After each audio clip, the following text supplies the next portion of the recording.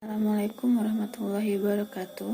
Perkenalkan, saya Siti Nafisah dengan NIM 202109648418 dari Prodi PIAUD kelas 2B. Di sini saya akan menjelaskan materi tentang kewajiban belajar mengajar, tafsir Tarbawi, dosen pengampu Fikri Farihin MPDI. Belajar atau menuntut ilmu merupakan sebuah aktivitas yang biasa dijalani oleh manusia. Sebab ilmu pengetahuan merupakan suatu yang akan diperoleh tidak lain dari proses yang namanya belajar. Tanpa ilmu, manusia akan tersesat dari jalan kebenaran. Belajar mengajar adalah suatu kegiatan interaksi komunikasi antara pendidik dan peserta didik, sehingga dalam proses memperoleh pengalaman kognitif, efektif, dan psikomotor, mendapatkan stimulan dan respon yang baik dari peserta didik sehingga proses belajar mengajar berjalan dengan baik. Di dalam Al-Quran terdapat istilah yang berkonotasi belajar, yaitu ta'allama, di mana dalam istilah harfiah, ta'allama dimaknai menerima ilmu sebagai akibat dari suatu pengajaran. Secara harfiah, mengajar diartikan kepada memberikan pembelajaran, artinya mengajar sebagai suatu pekerjaan melibatkan beberapa hal, yaitu guru sebagai pengajar, lalu adanya materi belajar dan peserta didik.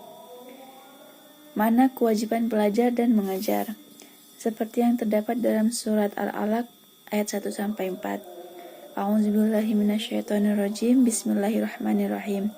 Iqra bismi rabbikal ladzi khalaq, khalaqal insana min 'alaq, iqra wa rabbukal akram allazi 'allama bil qalam. Yang artinya, bacalah dengan menyebut nama Tuhanmu yang menciptakan. Bacalah dengan menyebut nama Tuhanmu yang menciptakan. Dia telah menciptakan manusia dari segumpal darah. Bacalah, dan Tuhanmulah yang Maha Pemurah, yang mengajar manusia dengan perantaraan kalam. Disebutkan dalam hadis-hadis sahih bahwa Nabi Muhammad SAW mendatangi Gua Hira untuk tujuan beribadah beberapa hari. Beliau kembali kepada istrinya, yaitu Siti Khadijah, untuk mengambil bekal secukupnya.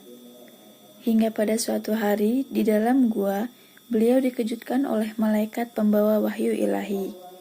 Malaikat berkata kepadanya, "Bacalah." Beliau menjawab, "Saya tidak bisa membaca." Perawi mengatakan bahwa untuk kedua kalinya malaikat memegang Nabi dan menekan-nekannya sehingga Nabi kewalahan, dan setelah itu dilepaskan. Malaikat berkata lagi kepadanya, "Bacalah." Kemudian Nabi menjawab dengan jawaban yang sama. Yang ketiga barulah Nabi mengucapkan apa yang diucapkan oleh malaikat, yaitu surat Al-Alaq ayat 1-5.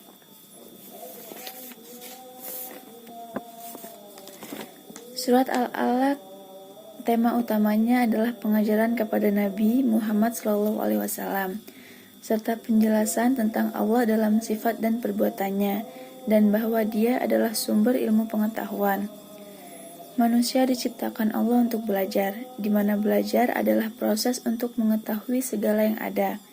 Belajar yaitu aktivitas yang dilakukan lewat proses pembelajaran, agar manusia berubah, di mana yang tadinya tidak tahu menjadi tahu. Setelah mengetahui, maka wajiblah pengetahuan itu diamalkan. Diamalkan bisa jadi lewat mengajar, membagi ilmunya kepada orang lain agar bermanfaat dan bisa memanusiakan manusia. Sekian penjelasan bab 1 dari saya.